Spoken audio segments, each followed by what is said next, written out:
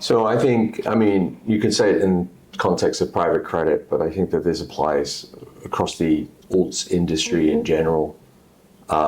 Legacy decisions, service providers, systems used, right, contain history that has different functions, from accounting data to operational data, to the investment, performance, risk, all of those components. And what you tend to find is that those legacy decisions on choices of providers and systems, become something that's hard to unravel. And, I think for a mission of Portfolio BI is to think about how do you solve that? How do you layer in and create solutions, data solutions that provide better access, better orchestration to data, more fluidly across the organization, solutions that aren't just focused on one group of individuals, like the back office, for example, but more to investor relations.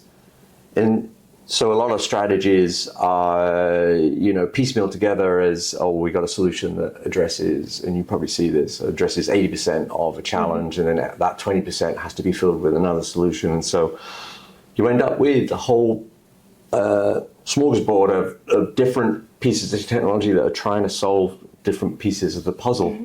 How do you sort of think about, when you talk to managers, right, the higher level, right, what is the overall encompassing solution that you see that helps them, right, not have to keep on plugging the gaps, and that becomes part of a more future-proof strategy? One of the things that noticed is spreadsheets cannot be used anymore. They're not as secure as cloud-driven data solutions, which are underpinned by a number of technologies. As you said, there's loads of them, loads of different configurations and tools and third-party vendors out there that can provide really good security technologies that can maintain that data flows and they help with effective and quick decision making.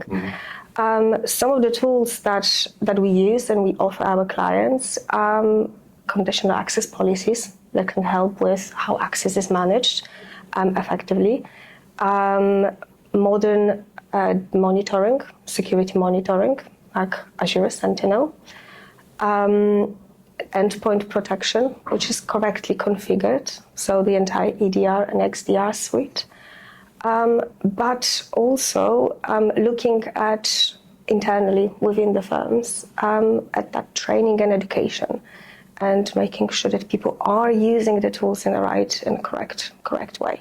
And that educational piece, I think, it's the key